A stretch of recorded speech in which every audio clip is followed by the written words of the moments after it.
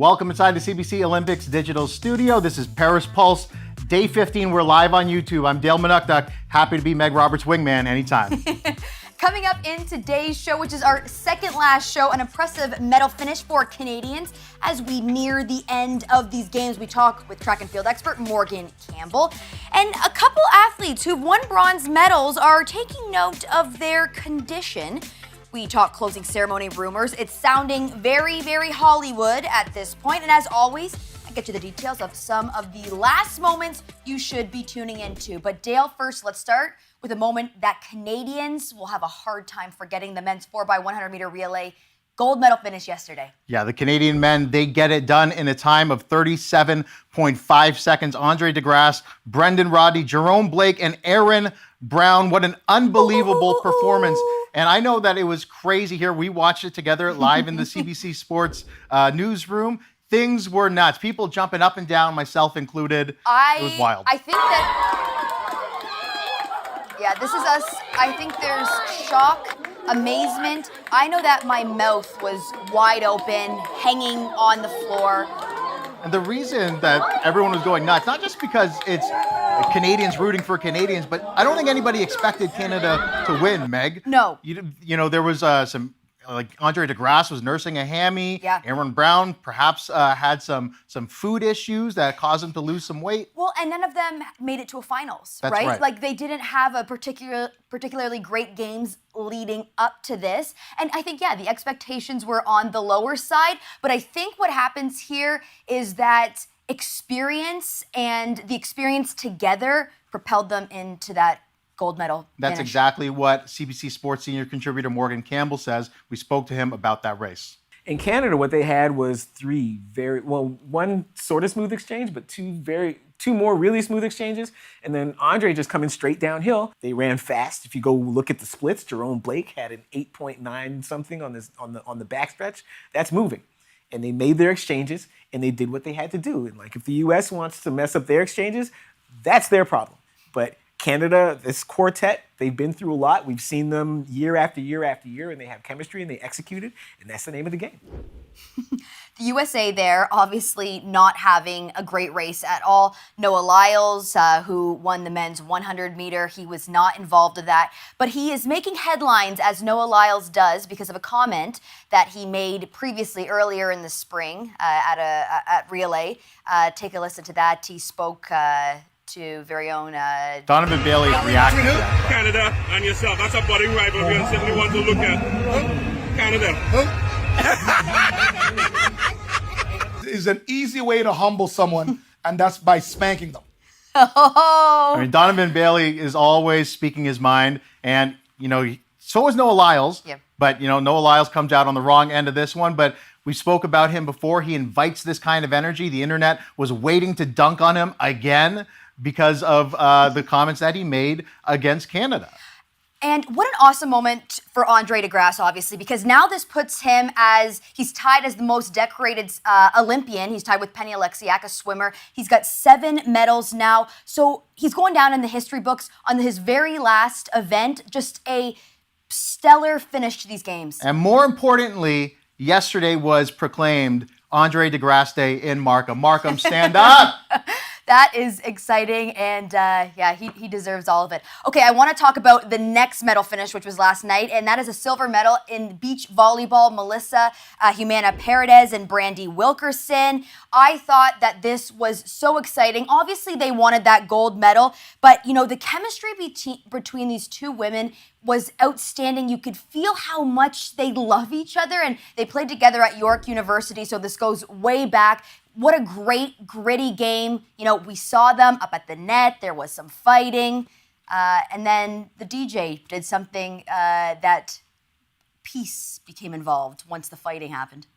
So there they are, chirping at the net. And then John Lennon, Imagine, comes on. She's enjoying it. And they have a good laugh. This song can bring peace to any situation. That's the intention here. Everyone gets a little wry smile because ultimately, they're fierce competitors for sure. But when John Lennon's Imagine comes on, How can you not? And you know what, Meg, we always talk about how refs insert themselves into games and how people don't want to see that at high-level sports. And the DJ inserts himself into this game a little bit, but it was a welcome addition. It was. Like, should the DJ be the MVP of this? Because this was a moment. This was a moment. It was a moment for Brandy Wilkerson and Melissa Humana-Paredes. They win silver medal as the highest finish ever for Canadians in beach volleyball. They took the long route to get there. They did, but, and we saw them after, the game in interviews, kind of looking sad, and I hope that they can grasp this moment for what it is afterwards, in the days and weeks following that. Yeah, they have a silver medal, never been done before in Canadian beach volleyball history, and I hope that they can embrace that for what it is, because they shouldn't be feeling sad and upset after that. I understand in the moment, but they deserve this moment, and I hope they get that afterwards. We got to turn and burn from day 14 to day 15. Yes. Katie Vincent starting the day off with a gold medal performance in the women's 200-meter single. So this was an Olympic record time and a Canadian record time. This is also her second medal of these games. She's already won a bronze. She won a bronze in Tokyo. She said that, bronze has been good. She appreciates medaling, but she was going for the gold, and she did.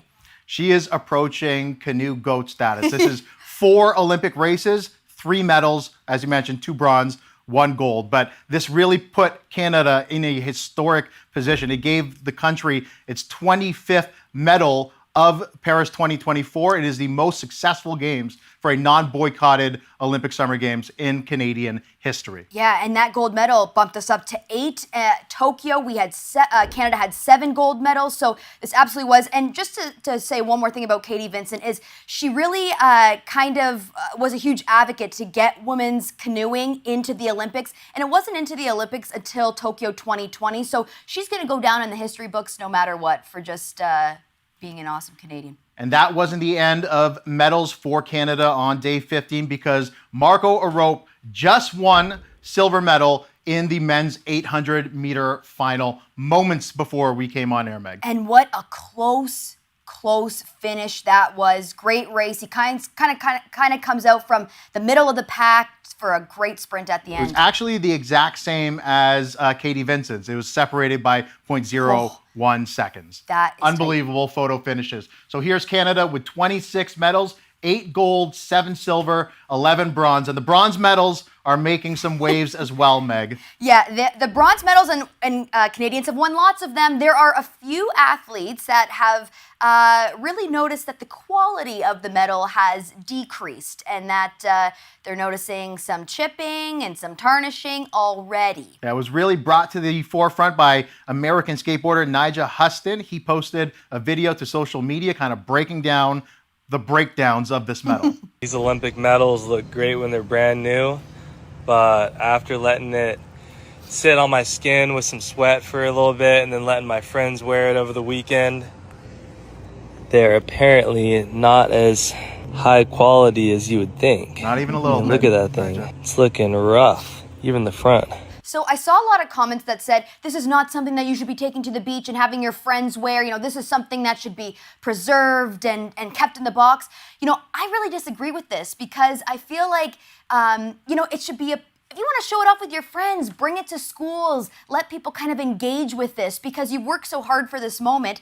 I mean, each Olympian, do what you want with your medals. If these aren't other Olympians commenting on what an Olympian should do with their medals, maybe mind your own business. Yeah, exactly. And, I just think it's a celebratory moment. If you want to share that with a lot of people, you should, without it corroding and getting all nasty like that. Yeah, Nigel Huston isn't the only one. British diver Yasmin Harper also noting that hers is seeing some tarnishing as well. But the Olympic officials are aware of this situation. They say that they're going to replace and engrave identical medals for anybody who had theirs damaged. Here's the thing, too. You spend billions of dollars on the Olympics. I can't understand why we're skimping on the medals, which in a lot of ways is a huge part of the Olympics. So for, the materials to not be what they should be, despite, spending billions of dollars in other places, just doesn't make sense to me. You know what those look like to me? They look like the pennies you would leave in the take a penny, leave a penny containers that we used to see in convenience stores. Okay, you mentioned billions of dollars, a lot of money being spent on closing ceremony, which we're starting to hear a lot about. Yes, so these closing ceremonies are obviously going to introduce the next Summer Games. That is in LA 2028. We know that they are taking place in the Stade de France. More than 100 performers and acrobats and dancers. You know, we've been rumored that Taylor Swift is going to be there, Billie Eilish, perhaps Snoop Dogg, which I think would be awesome. But I think the big one that people are talking about, Tom Cruise rappelling into the stadium. There's been some rumors about that. Of course, Tom Cruise is going to rappel down the Stade de France. Of course he is. The guy does all his own stunts. He's a maverick. He flies by the seat of his pants. We have a little trailer from the closing ceremony. We'll take a look at that. So this closing ceremony, Meg, is going to be directed by Thomas Joly, who directed the opening ceremony. And this is going to be a journey into the past, the origins of the games, and the future. Reportedly will feature a sequence where time travelers discover the remains of the Olympics and reconstruct the Olympic rings. I say bring Celine back. Bring Celine back. Bring Celine back. Bring Celine back. She only had one song in the opening ceremony, and it's like, I want to hear another. She had an incredible moment. A lot of the details of the closing ceremony are being kept close to the vest here. Okay, so we obviously are going to want to stay tuned to that closing ceremony, but a few other things on Meg's Must Watch here. First of all, Philip Kim, or B-Boy Phil Wizard, he is in the breaking quarterfinals at 2:23. If he does well, he goes to the semifinals, and the finals are at 3:19 p.m. today. People are talking about a gold medal for him. We will have to see. Also, another big game, men's basketball final is at 3:30 p.m. today. That is USA versus France, and that, you know, it's going to be a showdown.